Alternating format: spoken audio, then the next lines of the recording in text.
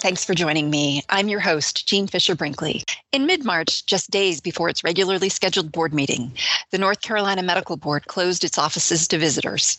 Virtually all staff transitioned almost overnight to full-time work from home. The board meeting went forward with a shortened schedule, handling critical business only. In-person interviews with licensees or license applicants were canceled. And while board members attended that March meeting in person, most staff listened in by telephone.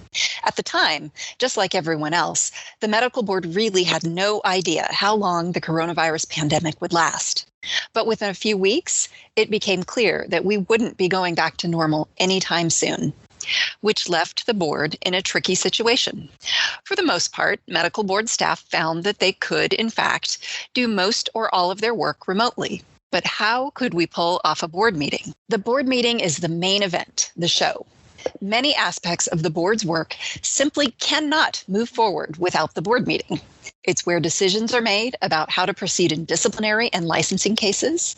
It's when board members sit down for confidential interviews with licensees under investigation or license applicants, and some of these folks travel great distances to meet. There are policy meetings, presentations from outside groups, training for board members and staff, and the list goes on. It is a complex, multi-day event that can easily involve more than 100 people. At the time, public gatherings were limited, as they are now, in fact, to no more than 10 people.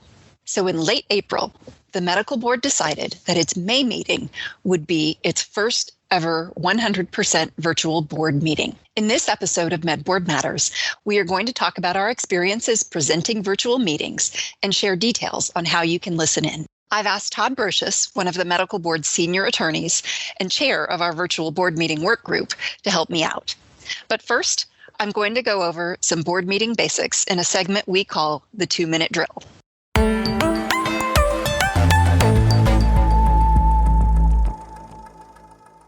When are board meetings held? The board meets every other month in the odd-numbered months, so in January, March, May, and so on. And usually the board meeting is held in the third or fourth week of the month. Meetings are typically scheduled over 2.5 days, opening on a Wednesday morning and adjourning by Friday around lunchtime. Are board meetings required to be open to the public? Yes, they are.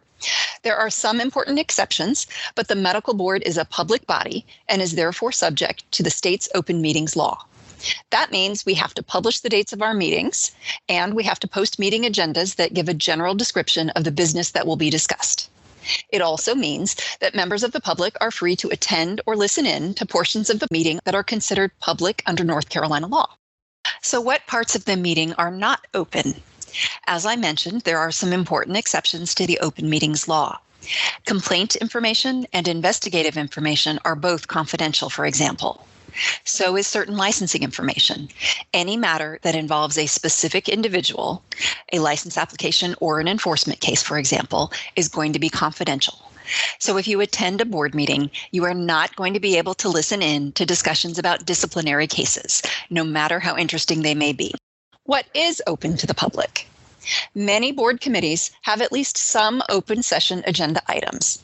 Discussions about rules or policies are typically open to the public. So is the board's committee on outreach. Other examples of agenda items that are typically public are the diversity work group and, new this year, the work group on clinician burnout. It will always be clearly indicated on the meeting agenda if agenda items are open or closed. Can members of the public ask questions at board meetings? Yes, they can. Members of the public are allowed to ask questions or to offer comments as long as they limit their remarks to items that are on the meeting agenda. I'll say a little bit more about how to participate in a board meeting a little later in the episode. Now, let's hear more about how the virtual board meeting came together.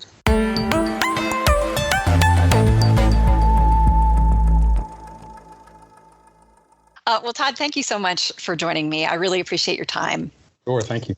And now, as I recall, you were asked to chair the virtual work group and asked to present a 100% virtual board meeting in May with less than 3 weeks' notice. what were some of the first steps that you took to pull that off? So the first thing we had to do was get accustomed to the software that we were using. In that case, in the case of the virtual work group, we had experimented previously with some other softwares, and then what we settled on with the IT team was the MS Teams software. Basically, for its security reasons, it provided us with some assurances that we'd have confidentiality. The board deals with a lot of sensitive information in these interviews. The next step to that was figuring out who has any idea how to use MS Teams. And so my first MS Teams meeting was the first time that we got together in the virtual work group. So I was clearly not the expert. Actually, fortunately, we have the producer of our podcast here today, Sylvia French-Hodges, was an expert and had quickly gotten up to speed on how to use MS Teams. So we followed Sylvia's guide first couple days in terms of how to go about setting up meetings. We ended up spending, there were 8 of us on the work group at that time. We spent a lot of time kicking the tires on the software, making sure we had some mastery of it, figuring out what it could do and what it couldn't do, what its limitations were. And then at that point, we needed to sit down and figure out, okay, what's this meeting going to look like? And fortunately, the May meeting was a little streamlined, so there wasn't quite as much board business to deal with there. But we wanted to figure out, really the people that needed to be involved, the committees that were going to take place, and documents that had to be involved, and sort of try and target what we were doing to the strengths of MS Teams and try to structure things away from the limitations of MS Teams. And then sort of in follow-up to that, we had a really good group. I will say one of the things that was one of the best benefits for our virtual work group is we have a real diversity of people within the organization. There's someone from almost every department at the board. So people had a lot of different visibility. They had different skill sets. And so once we kind of figured out what we wanted to do or how we were going to go about doing it, then we kind of really pretty easily fell into our roles within the virtual work group. It's a very, everyone is very detail oriented. And so then we started putting ourselves into places to manage the virtual board meeting. And that was really, I think we started like 2 weeks before the board meeting, and it was, I'm still sort of surprised that we got it done, but it was just because everyone really went at it really hard. So. Yeah. Well, that's great. And that's actually, I was going to ask you, so in your view, how did that first meeting go? So it went much better than expected. So I will say that, I had a pit in my stomach as we started the board meeting, that Wednesday morning, like, is this really all going to go off? And then sure enough, it did. It wasn't, that's not to say that it was without hiccups. There are little things that happen here and there, but, our goal all along was, can we get the board's business completed? And that happened. So from that criteria, it was definitely a success. It was a new experience for everybody. So it was, we learned a lot from that board meeting. And so, in addition to getting the board's work done, we felt like we were better prepared to go into the next board meeting after that. And of course, the board has now presented 3 virtual board meetings. You had May, July, and then September, and you're getting ready to go into a 4th for November. Can you give some perspective on how things have changed over time as you've refined things? Yeah, sure. So, the first board meeting was, I think anyone who was listening to this podcast went through the same experience in one fashion or another, getting used to, muting yourself and unmuting yourself and so forth. And so, over the course of the last 3 board meetings, probably the biggest change has just been everybody's comfort with a virtual meeting in general. And so organizationally, our board members are more comfortable with it. The staff members are more comfortable with it. And frankly, our people who come in and make presentations to the board from the outside are much more facile at doing this now. So it's that has been probably the biggest change.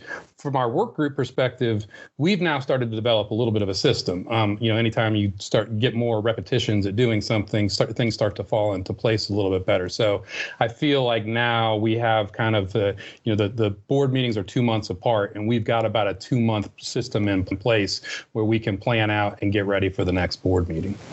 Great. Now, I have participated in all of the virtual board meetings as a staff member, and I have to say, from where I sit, I think your team has done a great job.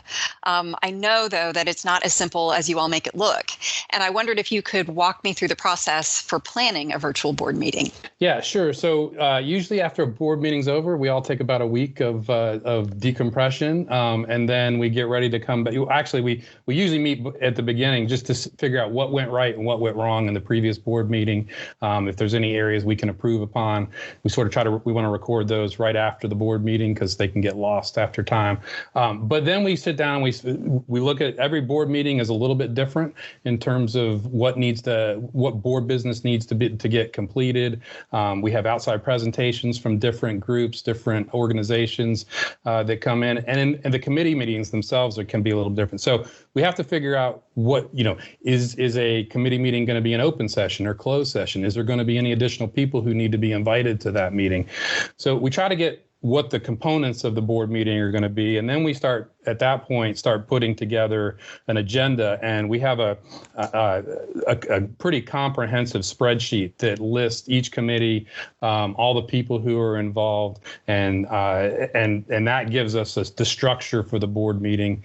And so once we've got that plan in place, the next portion is really, and I can't emphasize this part enough, is testing with anybody who is not part of your organization before bringing them in. If there was one thing I would sort of pound away at for anybody thinking about doing this down the road is anyone outside of your organization, you should really try to test and make sure you get them in, because you don't want to be doing that on the day of the board meeting. Yes.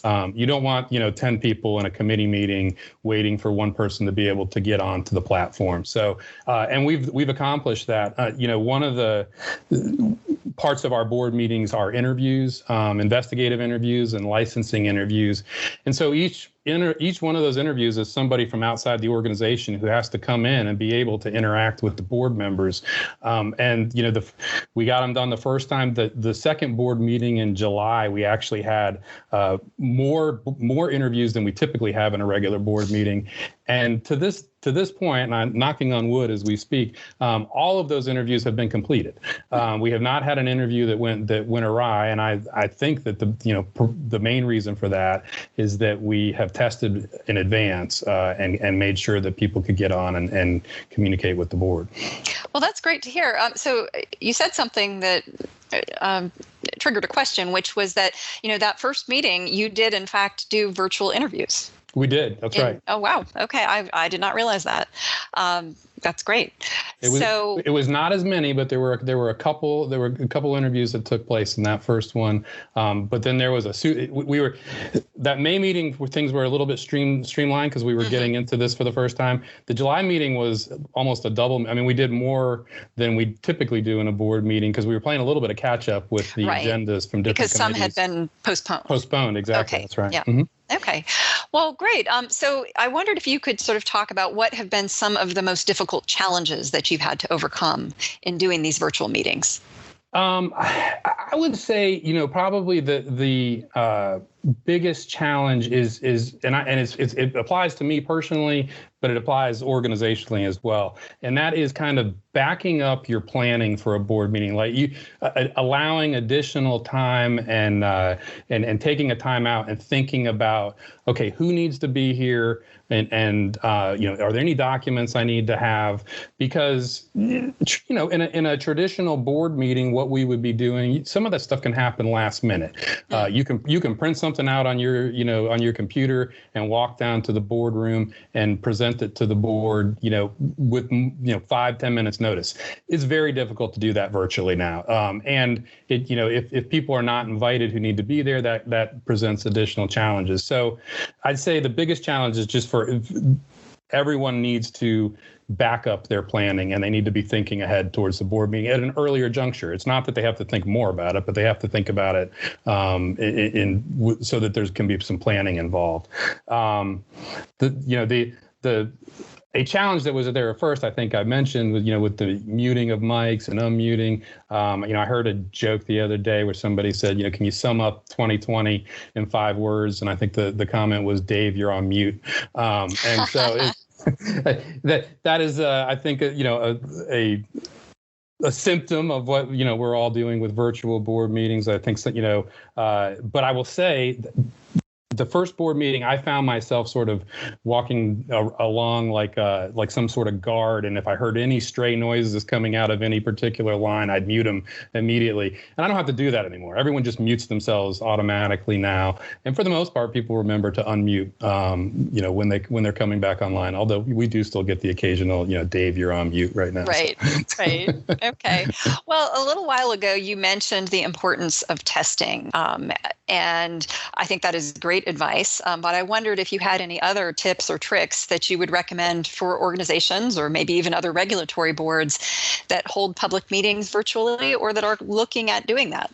Yeah, I think I will say that I have found that our work group format is particularly helpful. And the way, I was not the person who set up the work group, but and actually, to be honest with you, I'm not sure how it was that our work group got picked and the personalities that got picked, but it was very fortuitous, whatever it was. Having a group of people who are spread out throughout your organization allows for you to have some awareness and interaction with the different parts of your organization in a different way that I think is easy to bring it back into a central fold and then try to structure that meeting. The tip I would have for anybody, and I have to, I try to say this to myself as a mantra before the board meetings, is kind of focus on what you can control. When you're having a virtual meeting, you have no control over that licensee's Wi-Fi on that particular day. Some things you're gonna have some hiccups, and some things won't go exactly as planned. But usually there's a workaround. I mean, sometimes it's just a matter of, instead of them being available through audio-visual, they can call in and be available through audio. But if you're patient, I think that generally that will you can find a way to get the business of that particular meeting done. And then I guess the last thing I would just say is just sort of from an organizational standpoint is be nice to each other. Everyone is working hard to get it done. Everyone wants the board's work to get done. Everybody who's there, if they're having Wi-Fi trouble, I guarantee you they are the people who are most concerned about that at the moment, and they're probably having a moment of panic. And I will say we've been blessed. I mean, without exception, we've had people who have been patient as we've been working through this, and I think it makes the tenor and the tone of the meeting much improved, and I think it actually aids in getting things done. Yeah. I think those are words to live by. Be nice. Well, Todd, thank you so much again for joining me. I really appreciate your time. Thank you very much. This was fun. Appreciate it. Cool. Thanks again.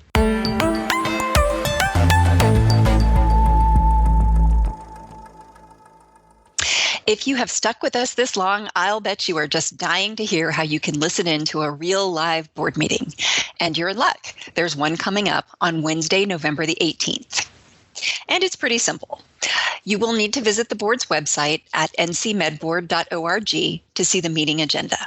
You can find it in the About the Board section of the website under Board Meetings. The agenda is usually posted at least a week before the meeting, and I happen to know it's there now. In order to listen in to the live sessions, you will need information to access each individual committee that has open session agenda items. This information is not posted until a day or two before the meeting. You'll see a link at the top of the agenda. Click on it to open a document with all the access information. If you're sitting at a computer when it's time for the session you're interested in, just click on the link in that document to go to the live session. If you have a question for the board, you can use the chat feature to submit your comment.